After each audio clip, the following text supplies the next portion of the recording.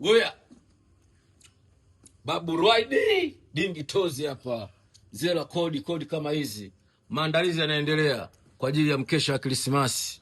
Don't miss ndani ya Dingi Tozi apartment mitaa ya Nyashishi.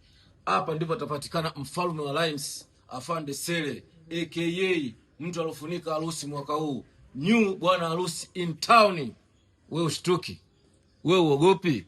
Hapa kuna Feruzi mzee wa starehe na bosi alimfanya nini Feruzi? Ndio sikio tarehe 24 utakuja kuyapata hapa kama Feruzi kama kumsamehe bosi au bado anaishi kwa visasi. Bila kumsahau mishemishe bendi bwana Musa yupo na MC Hamza, huyo bingwa wa Sengeli ndio anaokuja mbio kwenye Sengeli, naambia kila siku wakaze buti. Bila hivyo huyo bwana MC Hamza atakuwa wamkuti. Hiyo ni hatari. Njoo hapa kutakuwa na bonge la party. Umeelewa? Watu wanakesha na usalama hauna pressure. Kiingilio miguu yako, ila hakikisha mankuli unapiga kwa wingi. Umeelewa eh?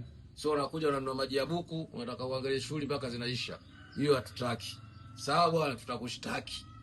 Umeelewa? Alafu tarehe 25 ndio kuna kuwa na after party. Mtabadilishana mawazo sana wasanii.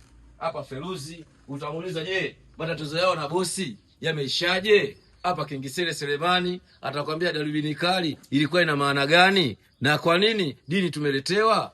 Siku hiyo ndio kitu ambacho natakiwa uje waulize, upige nao picha, mbadilishane mawazo, kila kitu kiwe katika mfumo.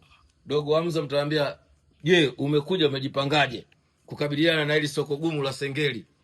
Ndio atakwambia kwa nini kajipanga kikamili na kaamua kufanya kweli. Mishemishe mzee wa karaoke, wote tutafurahi wote. Usikose, imeisha hiyo.